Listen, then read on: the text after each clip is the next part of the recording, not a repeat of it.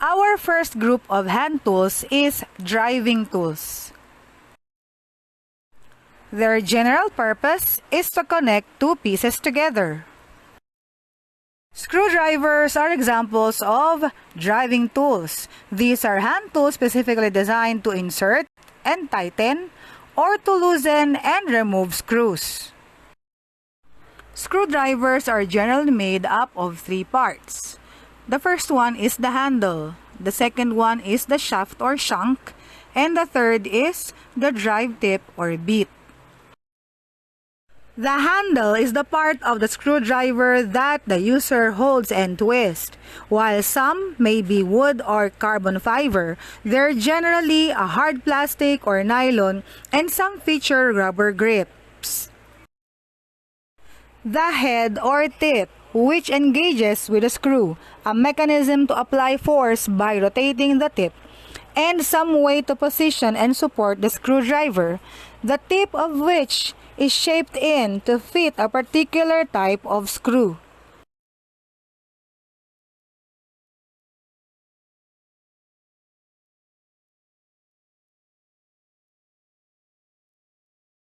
A slotted screwdriver is used to drive or fasten negative slotted screws.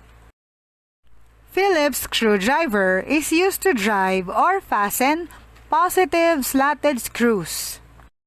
It is a screwdriver that could take a greater torque and could provide tighter fastenings. Jeweler's screwdriver set is a set of small screwdrivers composed of slotted and Phillips screwdrivers.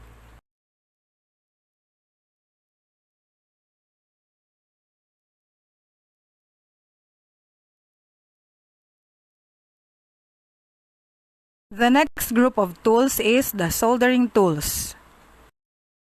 Soldering is a process of joining two metal surfaces together using a filler metal called solder. The soldering process involves heating the surfaces to be joined and melting the solder, which is then allowed to cool and solidify, creating a strong and durable joint. Our first soldering tool is the soldering iron. This is a device for applying heat to melt solder in attaching two metal parts. A soldering iron is composed of a heated metal tip and an insulated handle. For electrical work, wires are usually soldered to a printed circuit boards, other wires or small terminals. A low power iron, 20 to 30 watts, is suitable for this work. Next is the soldering tool stand. It is a place where the soldering iron is placed during usage. This will keep the soldering iron away from flammable materials. The stand often comes with a sponge used in cleaning the tip of the soldering iron. Next is the desoldering tool.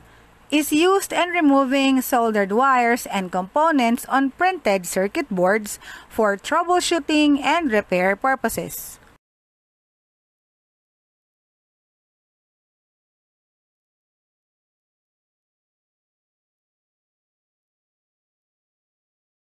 Our next group of tools is the splicing tools. Long nose pliers is used for holding, bending, and stretching the lead of electronic component or connecting wires. Next, side cutter is a wire cutting pliers, though they are not used to grab or turn anything but are used to cut wires. Wire stripper is a pair of opposing blades much like scissors or wire cutters. The addition of a center notch makes it easier to cut the insulation without cutting the wire.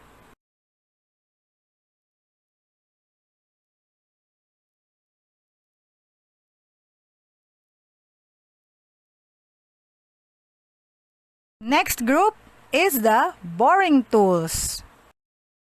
12 volts mini drill is used to bore or drill holes in the printed circuit board or PCB with sizes from 1/32 to 1/16 of an inch.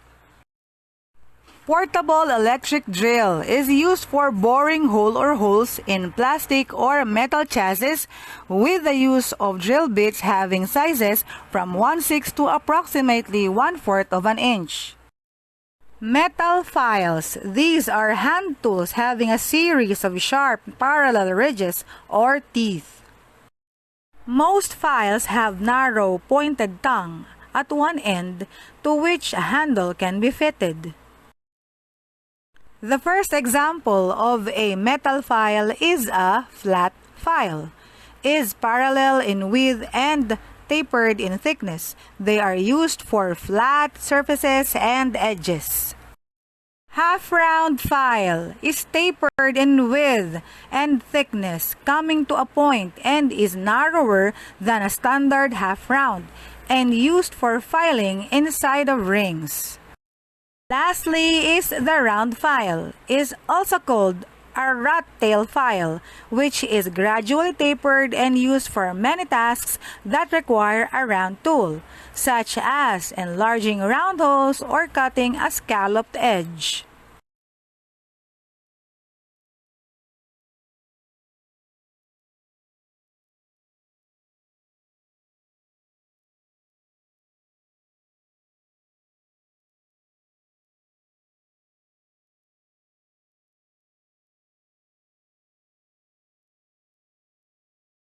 Next group of tools is the cutting tools. Utility knife is a cutting tool. It is a common tool used in cutting various trades and crafts for a variety of purposes. Next is lagaring bakal or hacksaw. Is used for cutting metals. Some have pistol grips which keep the hacksaw firm and easy to grip. The small handheld hacksaw consists of a metal arc with a handle that fits around a narrow, rigid blade.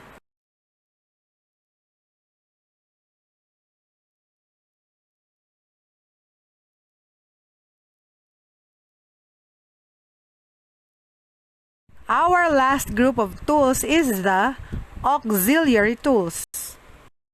Magnifying glass is a convex lens which is used to produce a magnified image of an object. The lens is usually mounted on a frame with a handle. Roger Bacon is the original inventor of the magnifying glass.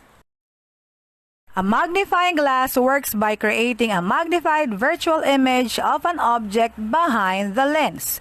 Some magnifying glasses are foldable with built-in light. Paintbrush is not just for painting purposes. In electronics and electrical, this is very useful. This is made of bristles set in handle, used for cleaning dirty parts of a circuit or an object.